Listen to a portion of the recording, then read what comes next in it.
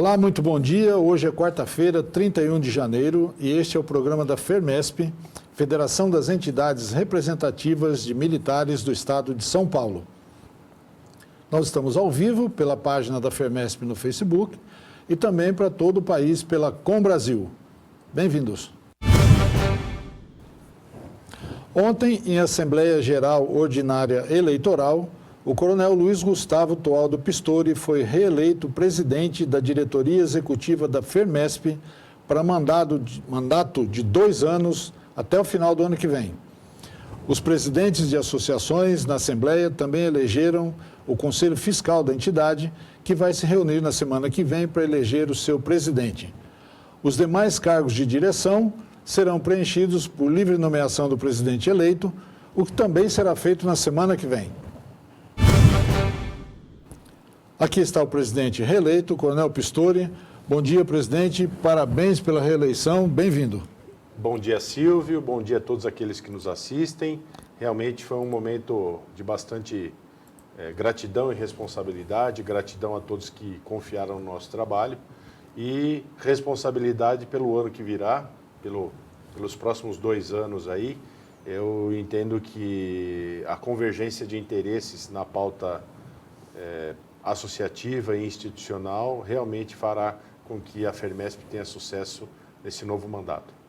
Bom, o senhor montou uma chapa ontem, né, para disputar a eleição. Não houve um candidato contrário ali, mas na sua chapa estão representadas ali 8 das 10 associações filiadas, né? Então já existe aí uma convergência de interesses, vamos dizer assim. Eu acho que esse prenúncio de um segundo ano de gestão, aí, de um segundo mandato, a gente tem uma perspectiva bastante diferente, né? Cada presidência ali se viu realmente engajada e imbuída de sua responsabilidade, além das suas instituições, mas uma responsabilidade de defesa institucional. Eu acredito que cada vez mais essa necessidade ela vai estar entranhada na missão de cada entidade, independentemente de cada natureza, né? Então, por exemplo, a União das Pensionistas, cuja a presidente, a dona Célia Maria da Silva, ela se consagrou também ontem, né? Foi eleita também por unanimidade, aclamada a nossa vice-presidente. Então, a quem também eu rendo minhas homenagens e parabenizo ela pela nova atividade perante a FERMESP. É uma entidade extremamente importante dentro da família policial militar, que são as viúvas e viúvos dos policiais militares. São realmente uma legião de pessoas que ficam órfãos de seus maridos, de seus filhos, de seus pais, e que precisa de acolhimento e também precisa de uma política pública realmente colocada pelo Estado, para que realmente a família policial militar seja de fato valorizada, protegida. É um cenário que nós vivemos hoje no Brasil, né, Silvio, e todos aqueles que nos assistem, né? E a questão que a gente sempre se coloca é quem defende aqueles que nos defendem. Então, diferentemente de qualquer outro profissional, quando o nosso policial militar é vitimado, ele muitas vezes paga com o sacrifício da própria vida. E isso extrapola também a questão da própria liberdade também, e a questão da lesão corporal, que muitas delas geram muitas sequelas. Hoje, só para se ter uma ideia, são mais de 4.200 aí policiais militares com deficiência, sequelados da atividade policial, que é de risco, e o policial militar ele não foge da sua missão. Ele é obrigado a defender a sociedade, até que com o mesmo empenho como defenderia a sua própria família. Só que a contrapartida da sociedade, da política pública estadual, precisa dar essa retaguarda, esse conforto, essa segurança, para que o policial militar também tenha consciência da necessidade de agir sempre em legítima defesa, né? O policial não pode trabalhar com medo da reprimenda legal, ele não pode trabalhar com medo da reprimenda social, que muitas vezes é injusta, né? Muito se fala aí de eventuais abusos, mas eles são infinitamente pontuais e não tem nada a ver com os números de policiais militares virtuosos, heróis que salvam, que resgatam, que põem ali a sua vida a prêmio todos os dias, em todos os momentos, nas ocorrências que todos os dias a sociedade aciona a Polícia Militar. Bom, a FERMESP tem uma medida administrativa aí, né, para ser implementada já, que é a nomeação dos diretores, né, que não são eleitos, né, isso é sua parte, e tem também a reunião, a primeira reunião do Conselho Fiscal, que tem que eleger um presidente, isso é estatutário, né? Sim.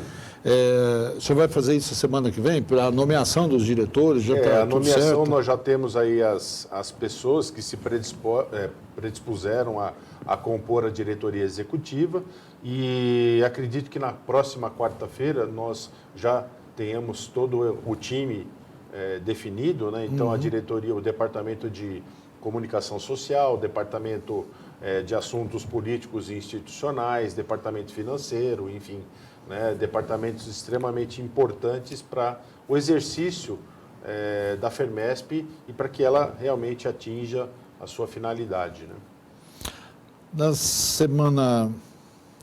No final de janeiro, né, houve uma assembleia da FERMESP também, que foi aquela assembleia que o senhor mostrou o relatório de atividades, né, o que foi feito durante esses 2 anos, e o relatório foi muito elogiado. Tá. O senhor quer destacar alguma coisa daquele relatório? Porque a pergunta é o que será feito este ano, na próxima gestão, né, que vai na esteira daquele relatório ou serão inovadas? Eu entendo que o ano passado foi um ano bastante desafiador e ele foi um ano precursor daquilo que virá em 2024. Então havia um hiato de mais de 50 anos da nossa tão esperada lei orgânica, diante da Lei 667 de 69. Então foram mais de 20 anos em tratativas no Congresso Nacional, né? É o que a gente sempre fala, né? A lei ela pode não ser perfeita. A Lei Orgânica 24.751/2023, ela pode não ser perfeita, mas sem ela, exatamente, nós não conseguiríamos melhorar a condição do nosso policial militar, a condição das instituições policiais militares, quebrando os abismos que há entre as diferentes polícias militares e corpos de bombeiros militares do Brasil inteiro. Editada essa nova lei, obviamente, cada estado deverá regulamentá-la em seu âmbito, né, e São Paulo não será diferente.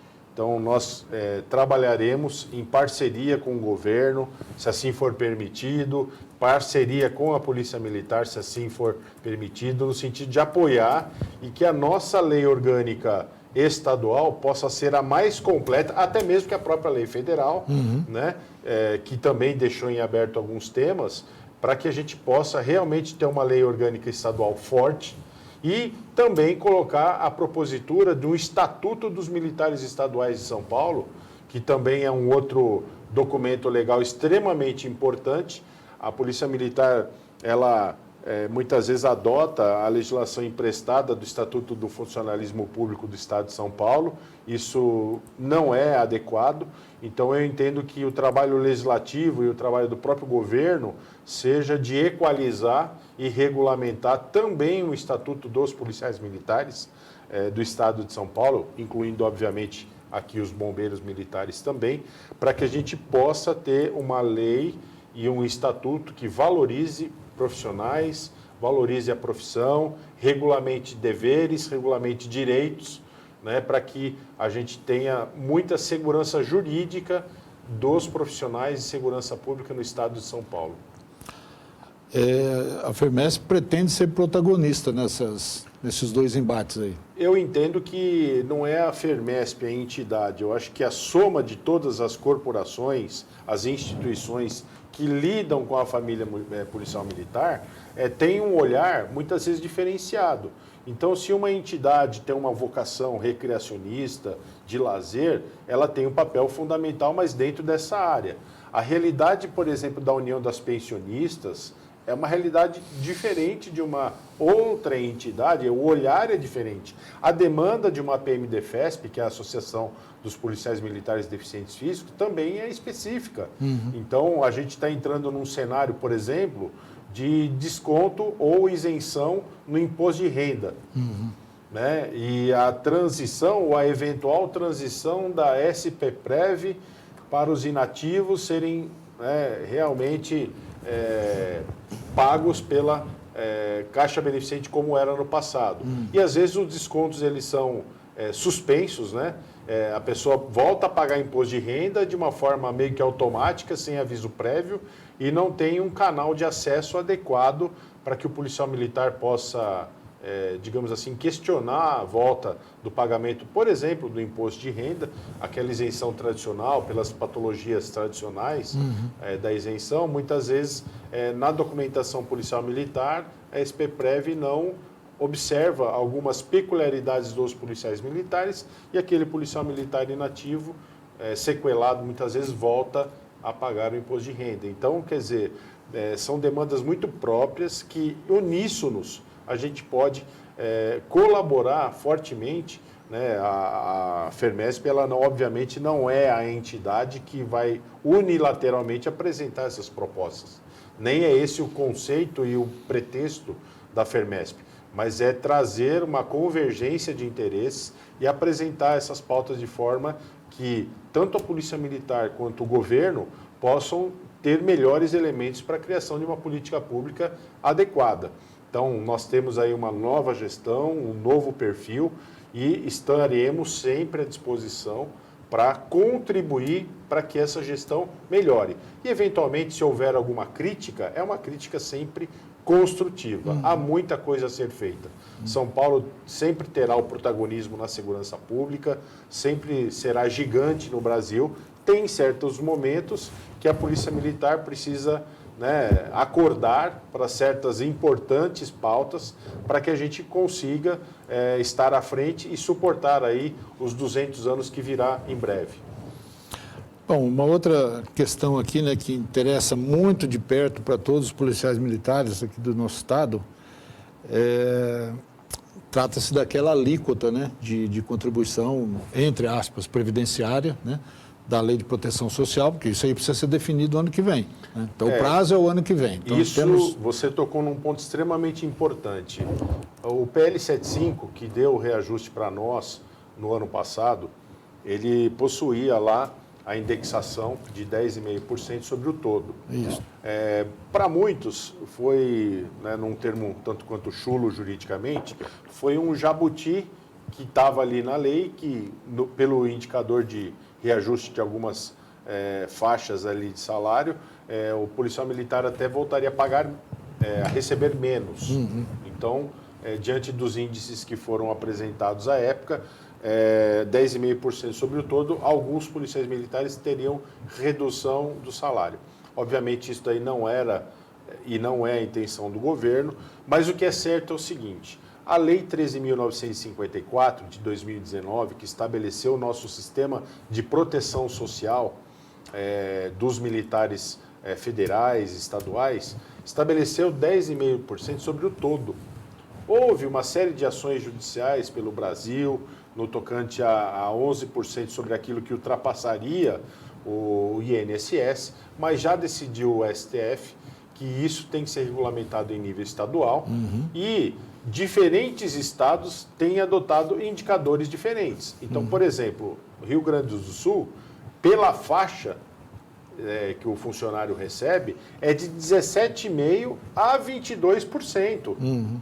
Então, em tese, os 10,5% estaríamos num céu de brigadeiro.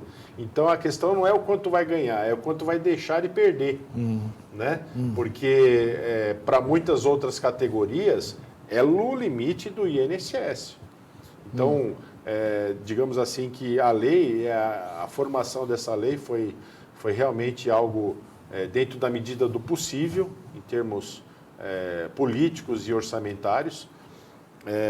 Podemos trabalhar esse papel perante os deputados, mas o deadline realmente é 2025.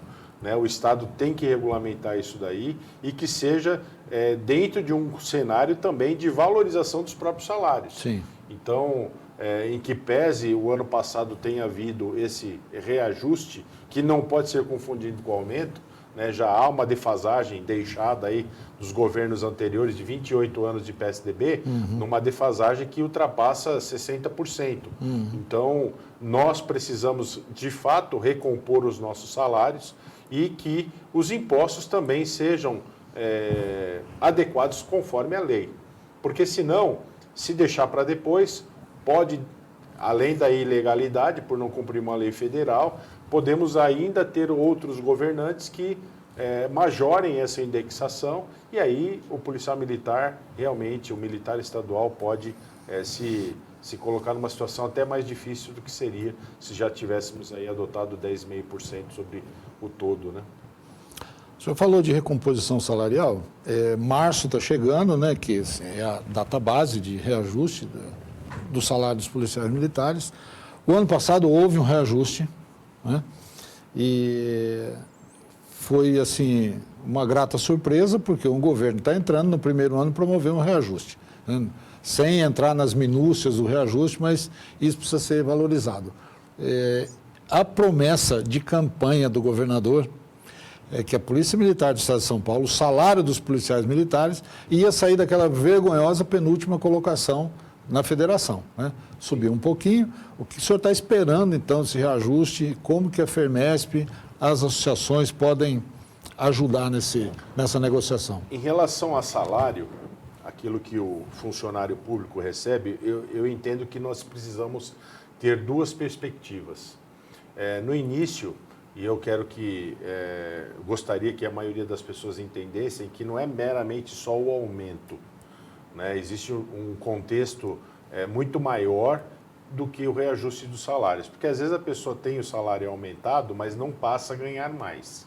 Então, vou citar um exemplo. No início do governo do Tarcísio de Freitas, houve a majoração do chefe do executivo, que é o top do salário no estado de São Paulo, que é o famoso teto estadual de São Paulo. Isso. E aquela época girava em torno de R$23 mil, o teto salarial estadual, e que, se não fosse majorado, por maior que tivesse a intenção do governo em reajustar os nossos salários, quase ninguém seria reajustado a contento, e isso daí causaria um estrago muito grande dentro do funcionalismo público e até mesmo dentro da Polícia Militar. Então, o que acontece? Houve a necessidade de ter esse reajuste do teto estadual, que é o chefe do Poder Executivo, a Alesp, mais o governo estadual.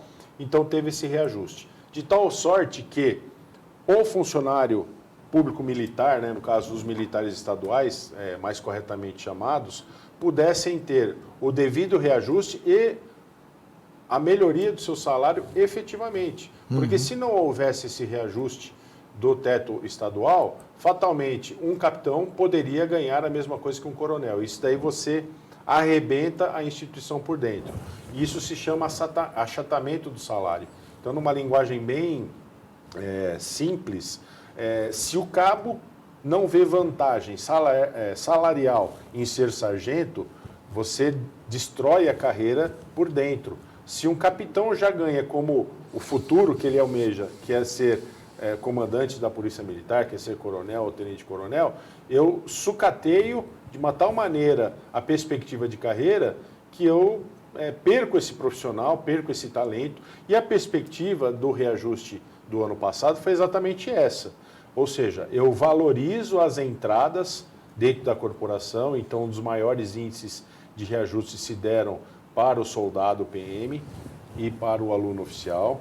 Alguns cargos, infelizmente, não tiveram o mesmo nível de reajuste, compreensível, politicamente difícil de aceitarmos, mas os 13% dos sargentos realmente é aquém daquilo que foi outros indicadores, mas em termos de montante o impacto seria muito diferente, mas é o que foi possível. Política é a arte de decidir e decidir é fazer escolhas. Naquele momento foi decidido e a Alesp aprovou o PL 75 por unanimidade. Sim. Então, se fosse algo que não fosse, que fosse enviesado para prestigiar alguém em detrimento de outras classes, com certeza não teria sido aprovado, mas foi o que é possível.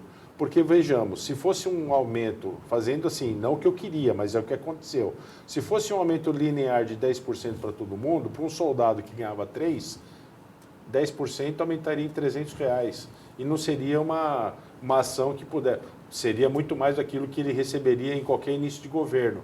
Mas não seria algo que mudaria o cenário do perfil, né, e a perspectiva financeira de quem traz uma carreira. Pô, um reajuste de 3 mil para R$300 a mais, então não surtiria o efeito desejado. Então, foi feita essa escolha, foi feita essa equalização salarial. Então, agora, anualmente, é responsabilidade do governo, até um preceito constitucional, da questão da perda inflacionária. Então, março aí é o nosso mês aí de piso, digamos assim, né, de reavaliação desses índices de inflação e recomposição das perdas inflacionárias. E eu acredito que o governo já esteja antenado para isso, né, porque são 4 anos, né, e a gente espera que esse trabalho de viabilidade, pelo menos um reajuste aí da inflação deste ano, que também haverá, aconteça no ano de 2024 também e até o final do governo. Perfeito.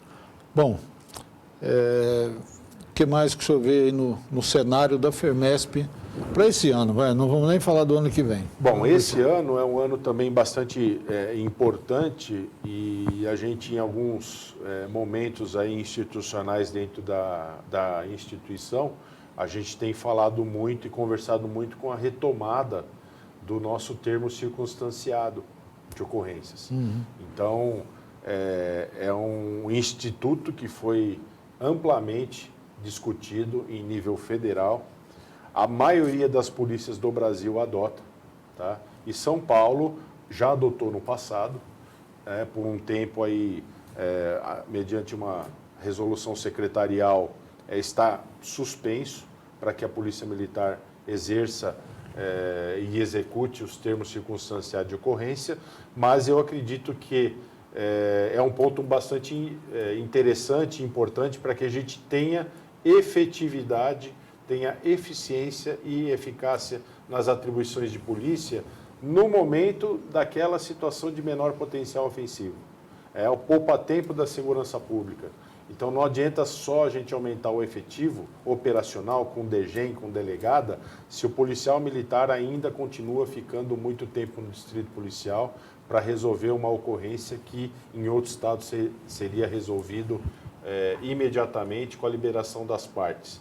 Então, eu acredito que esse trabalho já esteja mais avançado no começo do ano e os próximos meses a gente consiga apoiar, divulgar, esclarecer para o policial militar, porque tem muita gente que pode até ser contra, é mais uma missão que o policial militar vai ter. E pelo contrário, né, ele vai evitar, o TCO ele vai evitar que o policial militar perca tempo e ocorrência que não merece ser desperdiçada no distrito policial, que tem as suas missões próprias, que é de investigar, tratar uma ocorrência como esclarecida, flagrante, é complicado, né? É uma perda de tempo. Resolver a ocorrência que a Polícia Militar já levou, não, o papel da Polícia Civil também é investigar e ela fica muito tempo presa à questão aí de distrito policial, na apresentação de ocorrências e que poderia ser, obviamente, resolvida no local pelo policial militar, distribuindo lá as demandas, expedindo para apresentação no Poder Judiciário, né?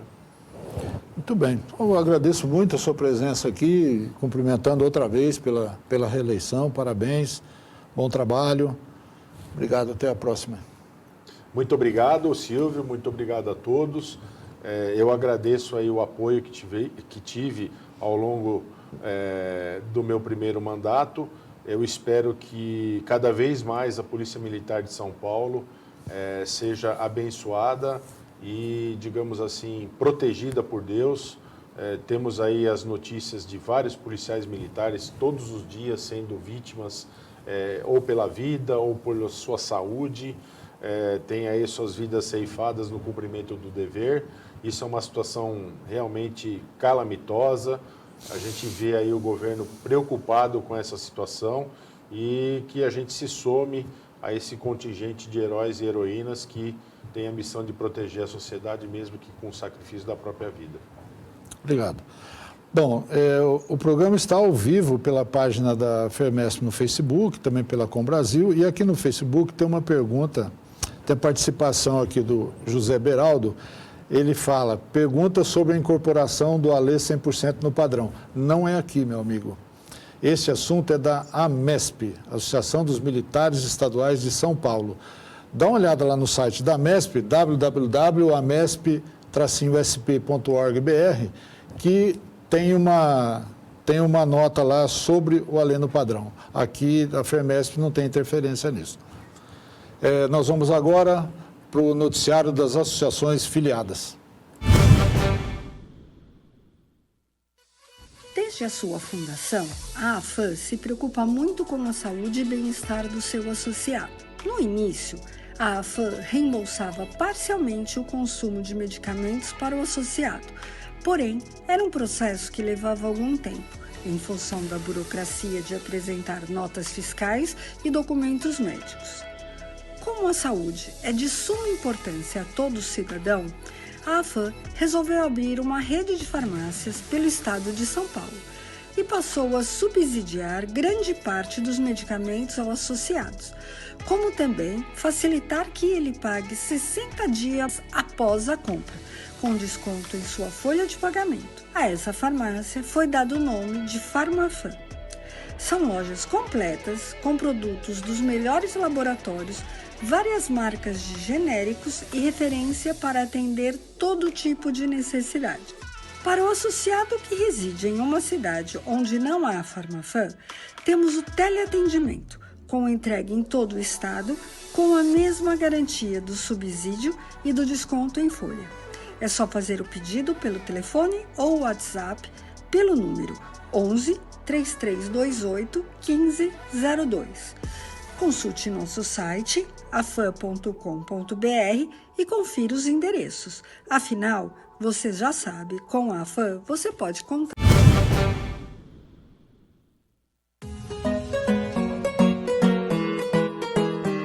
Venha se divertir e fazer amigos nos bailes das quartas-feiras da AOMESP. Associados e convidados de todas as idades passam horas agradáveis ao som de música ao vivo.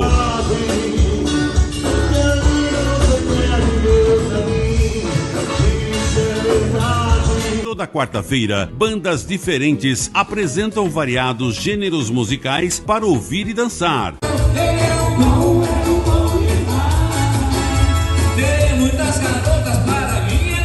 Valsa, samba, tchá-tchá-tchá, bolero, forró, opções para todos os gostos. A AOMESP contrata uma equipe de personal dancer para movimentar o baile e não deixar ninguém parado.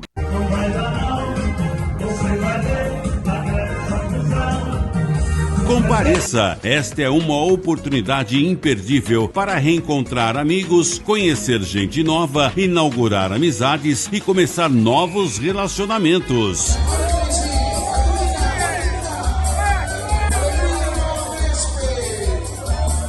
Baile de quarta-feira da AOMESP, das 15h30 às 19h30. Rua Tabatinguera, 278, pertinho do metrô da Sé.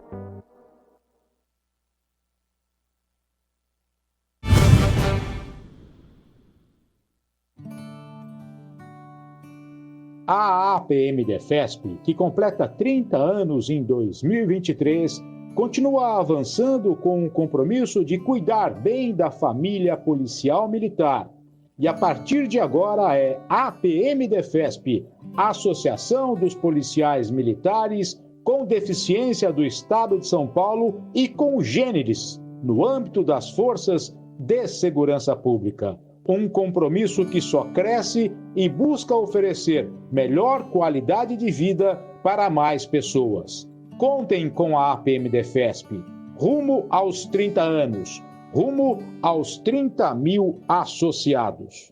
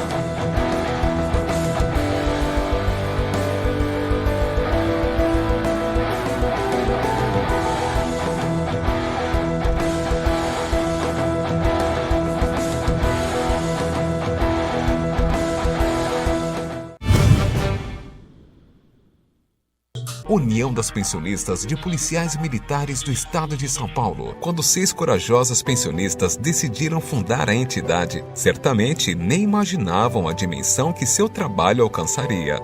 Um dos momentos mais marcantes dessa trajetória aconteceu alguns anos depois. Nossa entidade conseguiu alterar as regras para o recebimento da pensão, que até então ainda requeria a declaração de um terceiro envolvido, um policial militar que atestasse o merecimento de cada uma das viúvas ao direito assegurado por lei. A União das Pensionistas criou um cronograma de atividades muito especial, de forma que pudesse reintegrar suas associadas, já que, após a perda do marido ou do pai, muitas se viam absolutamente desamparadas e sozinhas. Para facilitar a vida daquelas pensionistas que moram no interior, a União das Pensionistas adquiriu um terreno em Taubaté, reformamos nossa sede e construímos um salão de festa. Com a aquisição e construção da Casa de Apoio Hortência D'Asti de Lima, a entidade foi além e se tornou capaz de abrigar até mesmo as associadas vindas do interior do estado de São Paulo. Compramos 2 veículos novos para os serviços de transporte e apoio das nossas pensionistas. Até jazigo compramos a elas, caso precisar.